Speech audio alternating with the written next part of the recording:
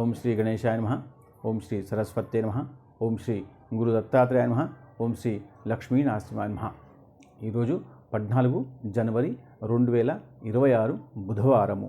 పంచాంగం ప్రకారం స్వస్తి శ్రీ విశ్వవసునామ సంవత్సరము దక్షిణాయనము హేమంత ఋతువు పుష్యమాసము. ఈరోజు బ్రాహ్మీ ముహూర్తము తెల్లవారి 5 గంటల 5 నిమిషాల నుంచి తెల్లవారి 5 గంటల 55 నిమిషాల వరకు. ఈరోజు సూర్యోదయం ఉదయం 6 గంటల 35 నిమిషాలకి, సూర్యాస్తమయము సాయంత్రం 5 గంటల 38 నిమిషాలకి. అయితే ఈరోజు తిథి బహుళ ఏకాదశి. ఇది సాయంత్రం 5 గంటల 55 నిమిషాలకు ఉంటుంది. అటు తర్వాత ద్వాదశి వస్తుంది.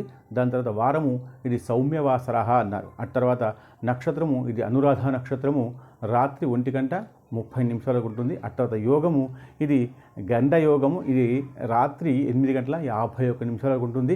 అటు తర్వాత మళ్ళీ యోగం మారుతుంది. దాని తర్వాత కరణము ఇది బాలవకరణము, ఇది సాయంత్రము 5 గంటల 55 నిమిషాల వరకు ఉంటుంది. దాని తర్వాత మీకు శుభ సమయం ఉదయం 9 గంటల 20 నిమిషాల నుంచి ఉదయము 10 గంటల 5 నిమిషాల వరకు ఉంటుంది.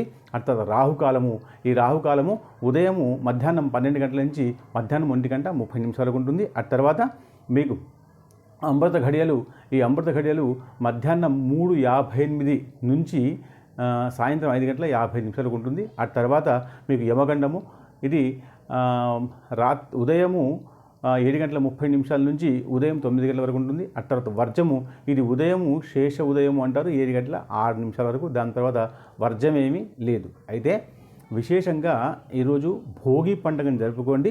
భోగి మంటల్లో మనమంతా శరీరాన్ని ఒకసారి వేడిగా చేస్తే మనకు వచ్చేటువంటి అనారోగ్యాలన్నీ కూడా దూరం అవుతాయి. కాబట్టి భోగి మంటలు కాల్చుకోండి. దాని తర్వాత రేగి పండ్లను వేసుకోండి. ఆ తర్వాత భోగి 14వ తారీఖు నాడు, సంక్రాంతి 15, 16 నాడు మీరు కర్మ పండుగ చేసుకోండి. చాలా విషయాలు ఎక్కువగా ఆలోచించకండి, ఎందుకంటే ఒక్కొక్కళ్ళు ఒక్కో రకం చెప్పడం వల్ల ఇబ్బంది అవుతుందని నాకు అర్థమవుతుంది. కాబట్టి విశేషంగా భోగి పండుగ 14 నాడు చేసుకోండి. మీకు సంక్రాంతి విషయం మళ్ళీ రేపటి వీడియోలో పెడతాను.